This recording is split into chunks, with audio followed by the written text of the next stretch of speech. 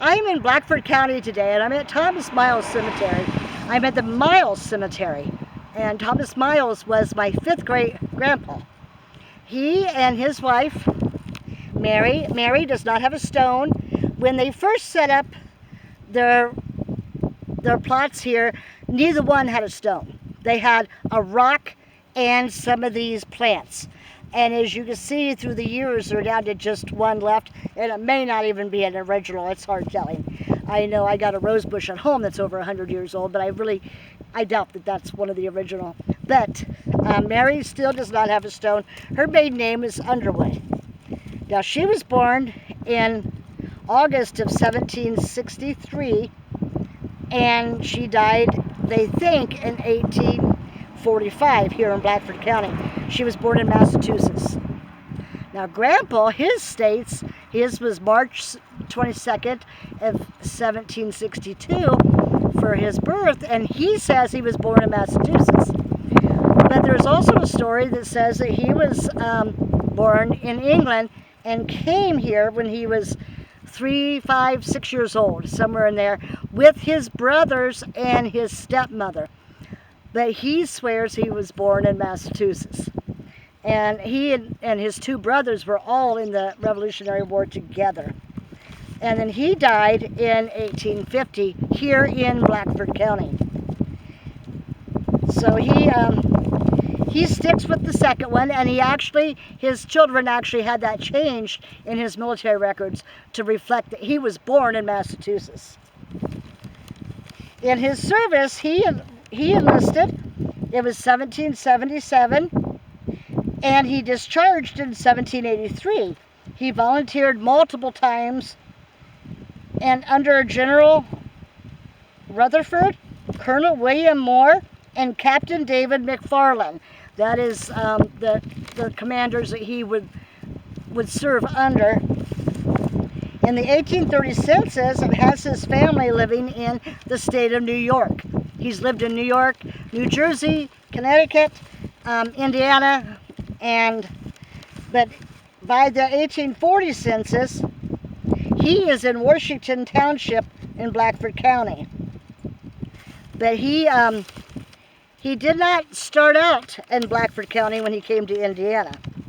The family traveled by oxen and buggy, and they came by wagons, moving from Steuben County in New York State, first to Fayette County, and then to Blackford County. And he had 160 acres here that he farmed with his boys. He also was a shoemaker. He made shoes, he fixed shoes. He fixed shoes for other people often. There was not that many people that could do that in this area, and so that really was a success for him. And when he got here to Blackford County, they built a cabin. It was a round log cabin, which means the insides were not smooth. What they built out of, they kept round, and it just gave them a little bit more insulation from the weather that way. And when in 1843, Blackford County commissioners did a wonderful service for, at that time, the two men that were Revolutionary soldiers that were living in this area, which would be my Grandpa Thomas, and the other man was John Saxton.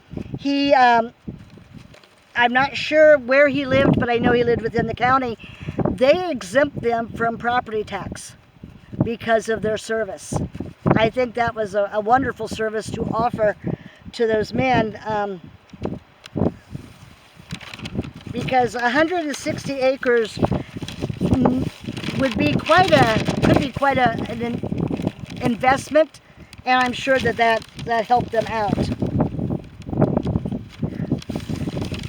But I wanted to tell you today about my grandpa. This is my only descendant that lives this close from the Revolutionary War, and like I said, he's over here in Blackford County, and you know, it's not a very long trip for me to make. I've never been here before. It's just a little cemetery out here in the middle of farmland. And his son was Lorenzo Miles, and he was born in 1801 in Massachusetts. He lived in Grant County when he died, 1866.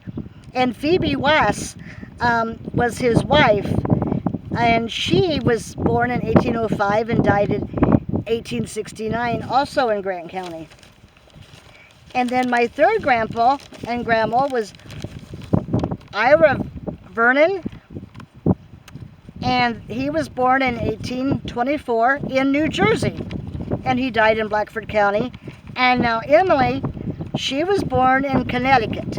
She was born in 1828, and then she died here in Hartford City in 1897. My second great-grandparents was Harrison Woodard, and he was born in Clinton County, Ohio in 1857, and he died in 1822, Blackford County. But Mary Vernon, she was born right here at Raw in Blackford County, and she died in Hartford City. So she was born within just 10-12 miles all around of here. But then the daughter would be Ada Woodard, and she was born in Raw in 1880, and she died in 1930. And she was married to James Clinton Brotherton, and he was born in Blackford County, 1878, and he died in Richmond, Indiana, in 1947. Now he is buried just down Highway 3 from here, and that would be my Grandpa Brotherton's parents. So it's just kind of I don't know, it's just kind of nice to have, you know, that connection of how they become your family. I like to put the pieces together and know how they become my family, why they are my family, and all that kind of stuff. But this is my Revolutionary War descendant that lives close enough that I can actually come to his grave. The rest are quite a ways away. Many of them are still out east, and I do have a few others that's close enough to drive for, but they're like a day's drive. So I may make it there sometime, and I may not. But again, I'm at the Miles Cemetery, and this is kind of a family cemetery. About everybody I believe in here is related in one way or another. And I just wanted to share my afternoon with you. Thank you.